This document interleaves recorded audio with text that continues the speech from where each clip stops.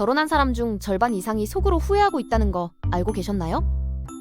공개적으로 인정하는 사람은 극소수지만 심리학 연구들을 보면 대부분의 기혼자들이 내가 왜 이 사람과 결혼했을까라는 생각을 최소 한 번 이상 해봤다고 합니다. 그런데 더 충격적인 건 이게 특별히 나쁜 결혼을 한 사람들만의 이야기가 아니라는 거죠. 평범하게 연애하고 평범하게 결혼하고 평범하게 살아가는 대부분의 부부들이 겪는 일이라는 겁니다. 왜 우리는 거의 필연적으로 잘못된 사람과 결혼하게 되는 걸까요? 오늘 이 이야기를 한번 해보겠습니다. 먼저 이해해야 할 게 있는데요. 우리가 연애와 결혼에서 느끼는 분노와 실망의 근본 원인이 뭔지 아세요? 역설적이게도 그건 희망입니다. 너무 큰 희망을 품었기 때문에 분노하는 거예요.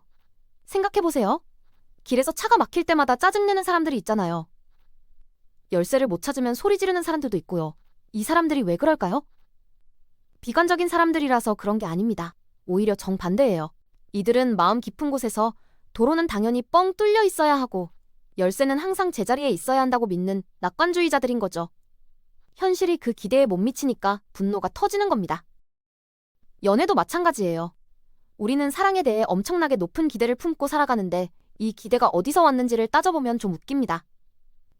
독일 철학자 아도르노는 1960년대에 이런 말을 했어요.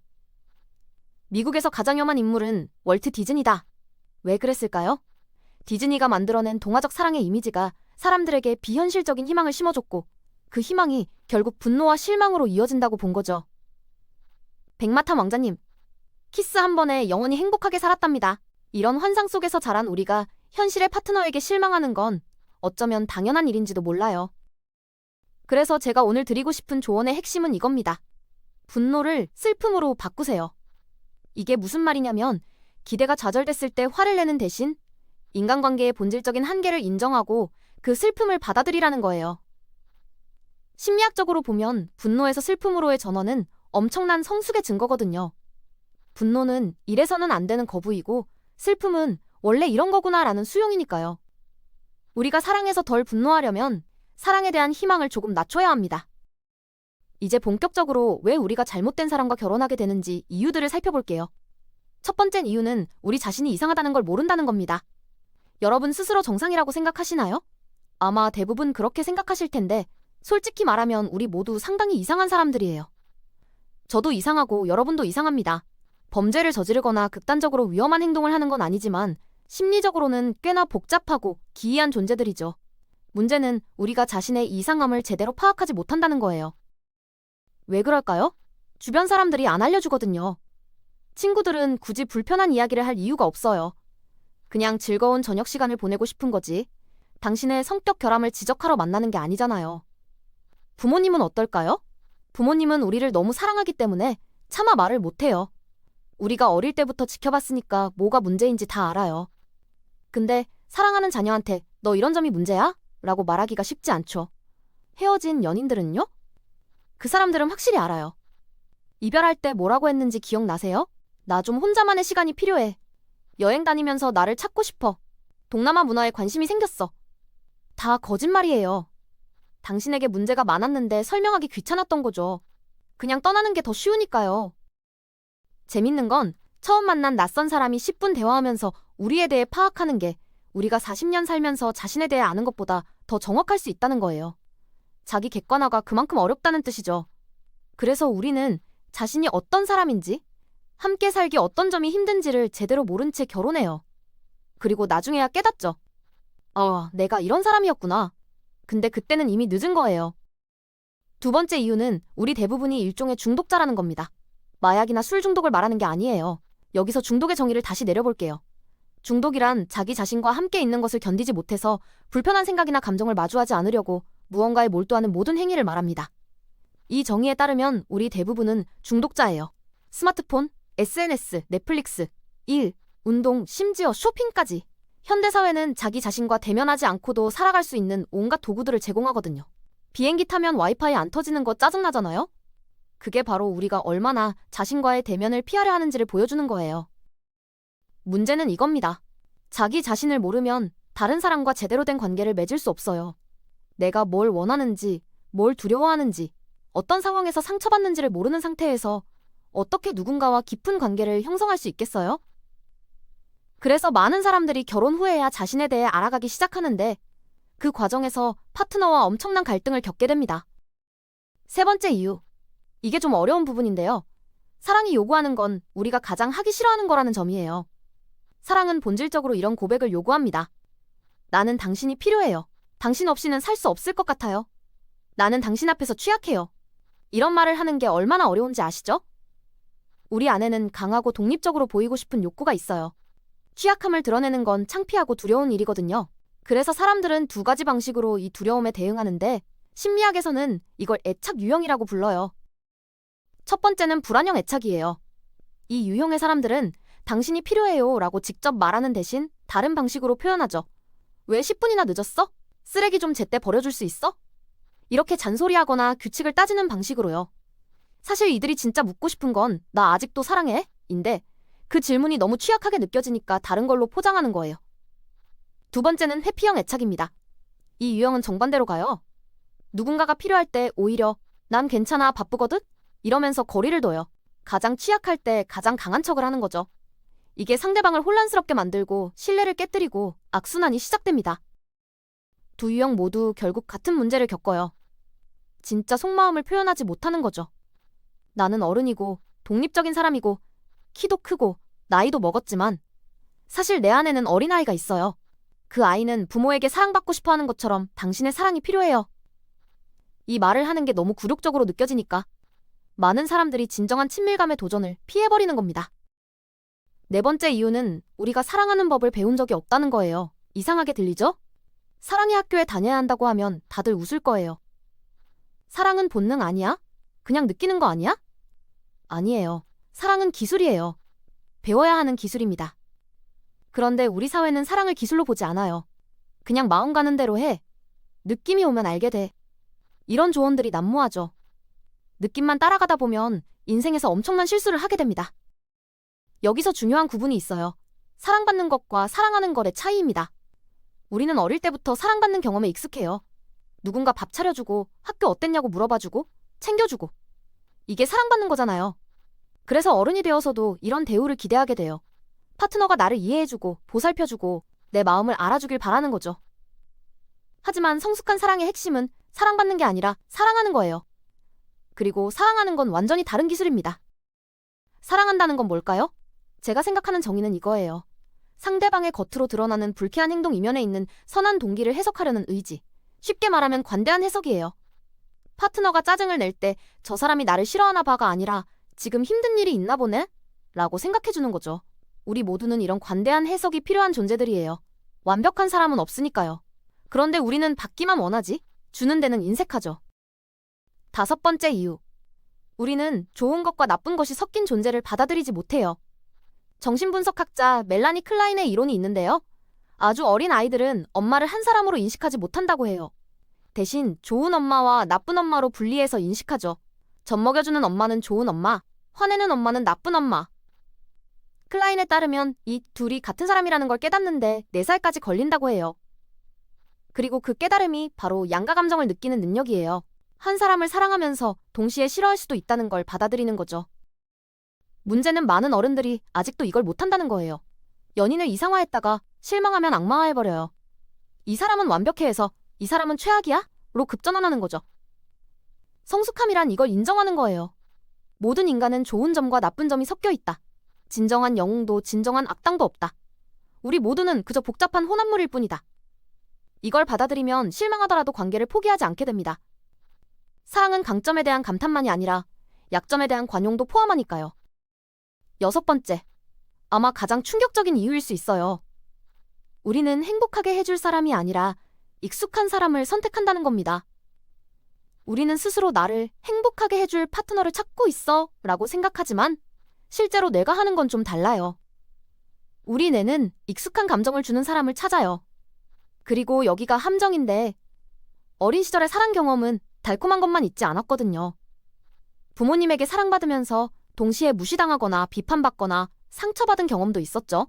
그래서 우리의 무의식은 이 고통과 연결된 감정을 사랑으로 인식해요. 이게 왜 때로는 주변 사람들이 저 사람 너한테 좋은 사람인 것 같아 라고 소개시켜줘도 끌리지 않는지를 설명해요. 상대방이 친절하고 따뜻하고 완벽한데 뭔가 심심해요. 흥미가 안 생겨요. 섹시하지 않아요. 왜일까요? 그 사람이 우리를 익숙한 방식으로 괴롭힐 줄 모르기 때문이에요. 우리가 진짜라고 느끼는 사랑을 위해서는 어느 정도의 고통이 필요한데 너무 건강한 사람은 그 고통을 줄 줄 몰라요. 그래서 우리는 좋은 사람을 거부하고 우리를 힘들게 할 사람에게 끌리는 거죠. 무의식적으로 익숙한 고통을 찾아다니는 겁니다.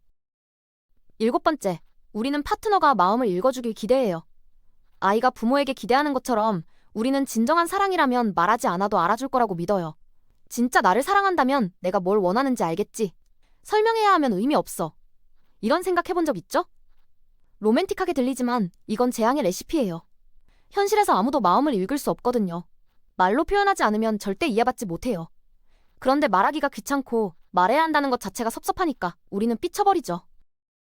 삐침이 뭔지 아세요? 심리학적으로 보면 삐침은 아무에게나 하는 게 아니에요. 우리는 우리를 이해해야 한다고 생각하는 사람에게만 삐쳐요. 그리고 그 사람이 일부러 이해 안 해주는 거라고 믿을 때 삐치는 거예요. 그래서 연인에게 삐치죠. 연인이 왜 그래? 라고 물으면 아무것도 아니야 라고 답해요. 뭔가 있잖아 말해봐 라고 해도 괜찮다니까 라고 버텨요. 그리고 방에 들어가 문 잠가버리고 상대방의 마음을 읽어주길 기다려요. 이건 관계를 망가뜨리는 최악의 습관이에요. 말하지 않으면 절대 이해받지 못합니다. 좋은 관계의 비결은 좋은 선생님이 되는 거예요. 선생님이라고 하면 칠판 앞에 서서 분필 들고 강의하는 모습을 떠올리시겠지만 제가 말하는 건 그런 게 아니에요. 가르친다는 건 결국 내 머릿속의 생각을 상대방 머릿속에 효과적으로 전달하는 기술이에요. 우리 대부분은 끔찍한 선생님이에요. 지쳐있을 때, 화났을 때, 두려울 때 가르치려고 해요. 상대방이 바보라고 생각하면서 가르치려고 해요. 이것도 이해 못해? 라고 소리 지르면서요. 근데 누군가를 작아지게 만들면 그 순간 수업은 끝난 거예요. 아무것도 전달되지 않아요. 잘 가르치려면 여유가 있어야 하고 상대방이 아직 모를 수 있다는 걸 인정해야 하고 차분하게 설명해야 해요. 8번째, 비판을 공격으로 받아들이는 문제가 있어요. 파트너가 당신에 대해 뭔가 불편한 이야기를 하려고 할 때 당신은 어떻게 반응하나요? 대부분 방어적으로 나가죠. 날 공격하는 거야? 근데 그게 아니에요. 파트너는 당신을 더 나은 사람으로 만들고 싶어서 그러는 거예요. 우리는 사랑이 나를 있는 그대로 받아들여주는 거라고 생각하는 경향이 있어요. 진정한 사랑이라면 내 모든 것을 받아들여야 해? 아니에요. 우리 중 누구도 전부 받아들여지면 안 돼요. 왜냐하면 우리는 불완전하고 어떤 부분은 정말 별로거든요. 있는 그대로의 나를 사랑해달라? 그건 사랑이 아니에요. 진정한 사랑은 서로를 더 나은 사람으로 만들어주는 거예요. 그러려면 때로는 불편한 이야기도 해야 하고 그걸 비판이 아니라 성장의 기회로 받아들여야 해요. 비판이라는 단어가 부정적으로 들리지만 실제로는 더 나은 버전의 당신이 되도록 돕겠다는 시도인 거죠. 이걸 인정하지 않으면 관계는 정체되거나 무너질 수밖에 없어요. 자, 여기까지 들으면 좀 절망적으로 느껴질 수 있는데요. 희망이 있습니다. 완벽한 사람과 결혼하는 건 불가능하지만 충분히 좋은 사람과 결혼하는 건 가능해요.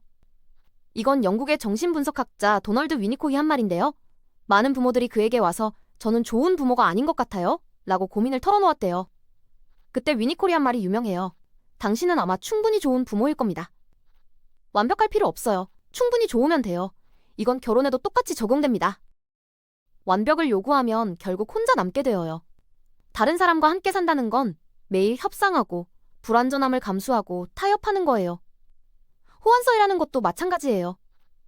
우리는 처음부터 맞는 사람을 찾아야 한다고 생각하지만 사실 호환성은 사랑의 결과물이지 전제 조건이 아니에요. 처음에는 안 맞아요. 당연히 안 맞죠. 완전히 다른 두 사람이 만났는데 어떻게 처음부터 맞겠어요?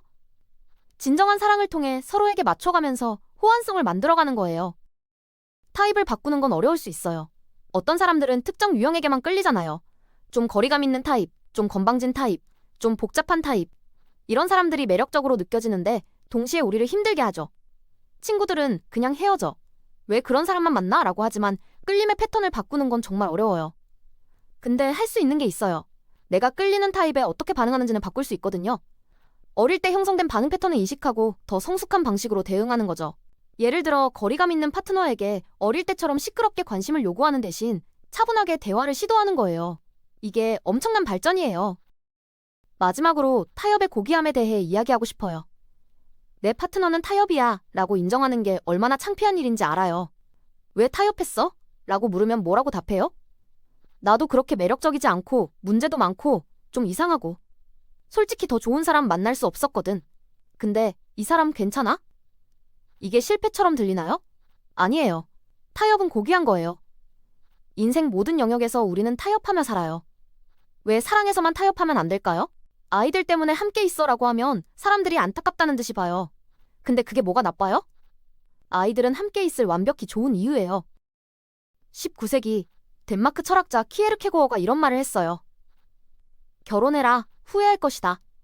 결혼하지 마라, 역시 후회할 것이다. 결혼하든 안 하든 어차피 후회할 것이다. 세상의 어리석음을 비웃어라, 후회할 것이다. 그것을 슬퍼해라, 역시 후회할 것이다. 비웃든 슬퍼하든 어차피 후회할 것이다. 좀 우울하게 들릴 수 있는데 사실 이건 해방의 메시지예요. 우리는 인간이고 인간은 완벽한 선택을 할 수 없어요. 어떤 선택을 해도 후회는 따라오게 되어 있어요. 그러니까 스스로를 너무 탓하지 마세요. 잘못된 사람과 결혼하는 건 당신만의 실패가 아니라 인간이라면 누구나 겪는 보편적 경험이에요. 결국 핵심은 이거예요. 완벽한 파트너는 존재하지 않아요. 완벽한 나도 존재하지 않고요. 우리는 모두 이상하고 상처받았고 불완전한 존재들이에요. 그런 두 불완전한 사람이 만나서 서로의 불완전함을 견뎌내고 가르치고 배우고 타협하면서 만들어가는 게 사랑이에요.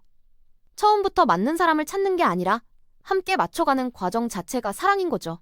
그리고 그 과정에서 분노 대신 슬픔을, 비난 대신 이해를, 완벽함에 대한 집착 대신 충분히 좋음에 대한 감사를 선택할 때 우리는 조금 덜 외롭고 조금 더 행복한 관계를 만들어갈 수 있습니다.